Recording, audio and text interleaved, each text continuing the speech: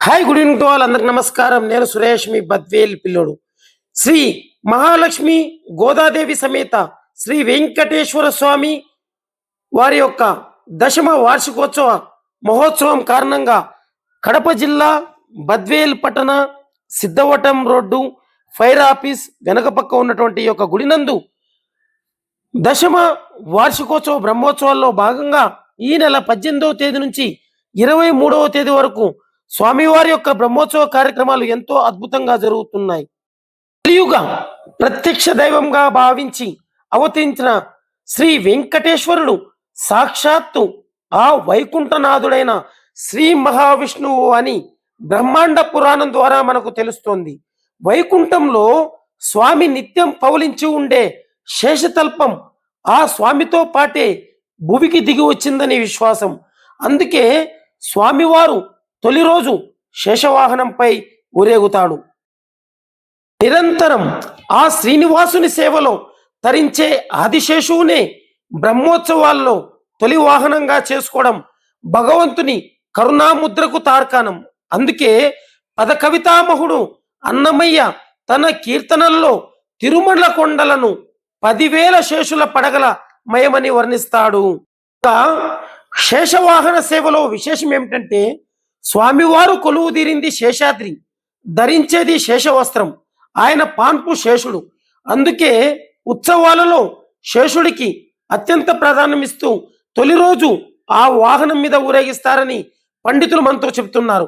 నిత్యం స్వామి సేవలో ఉండే ఆదిశేషునిపై శ్రీవారిని వీక్షించడం ఎంతో పుణ్యదాయకమని సౌభాగ్యదాయకమని భక్తుల విశ్వాసం. ఆదిశేషువుపై విహరించే 7 కొండల వాడికి నమస్కరిస్తూ ఓం నమో వెంకటేశాయ. శేషుడు విష్ణుమూర్తికి దాసుడు. అతని పడగ నీడలో విష్ణుమూర్తి ఎల్లప్పుడూ ఉంటాడు.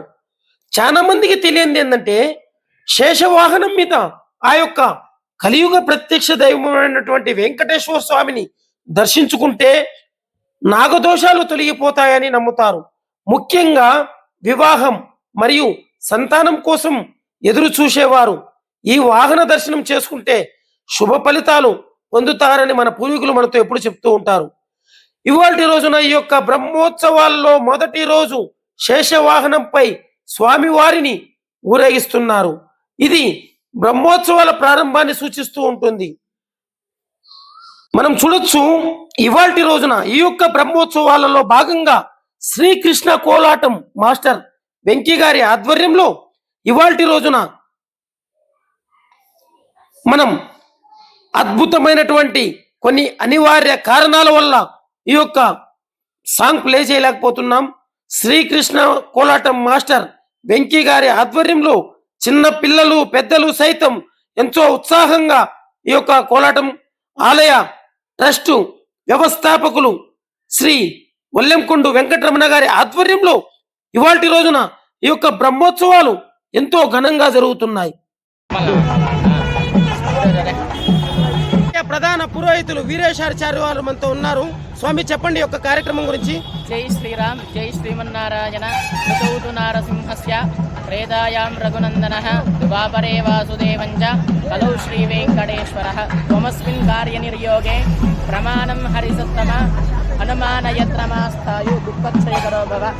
కడప జిల్లా బద్వేల్ పట్టణంలో సిద్ధవటం రోడ్లో ఫైర్ ఆఫీస్ వెనుక అనగా సుమిత్రానగర్లో వెలిసి ఉన్నటువంటి శ్రీ మహాలక్ష్మి గోదాదేవి సమేత శ్రీ వెంకటేశ్వర స్వామి మరియు అభయాంజనేయ స్వామి దేవాలయంలో దశమ వార్షిక బ్రహ్మోత్సవాలు వైభవంగా ప్రారంభమయ్యాయి.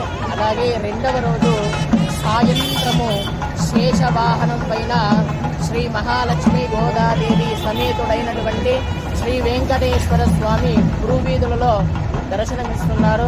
కాబట్టి భక్త మహాశ్రయులందరూ కూడా స్వామివారిని దర్శించుకొని స్వామివారి తీర్థ ప్రసాదాలు తీసుకొని స్వామివారి ఆశీస్సులు పొందగలరని మనవి చేస్తున్నాము.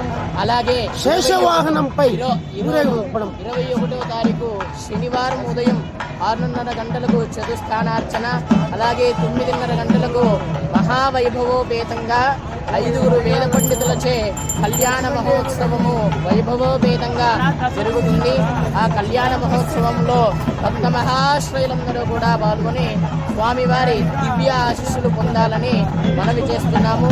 అలాగే సాయంత్రం 5:30 గంటలకు 21 శనివారం సాయంత్రం 5:30 గంటలకు స్వామివారు గరుడ వాహనంపై గురువీధులలో దర్శనమిస్తున్నారు. అలాగే 23వ తారీఖు ఉదయం చక్ర స్నానము, సాయంత్రం పుష్పయాగ మహాపుష్పయాగ కార్యక్రమాలు ఇవన్నీ కూడా 5 రోజుల పాటుగా కార్యక్రమాలు ఆలయ కమిటీ వారు నిర్వహిస్తున్నారు. కాబట్టి భక్త మహాశ్రయులందరూ కూడా ఈ కార్యక్రమాలలో పాల్గొని స్వామివారి తీర్థ ప్రసాదాలు ఆశీస్సులు పొందగలరని మనవి చేస్తున్నాము. జై శ్రీరామ్, జై శ్రీమన్నారాయణ, ఓం నమో వెంకటేశాయ.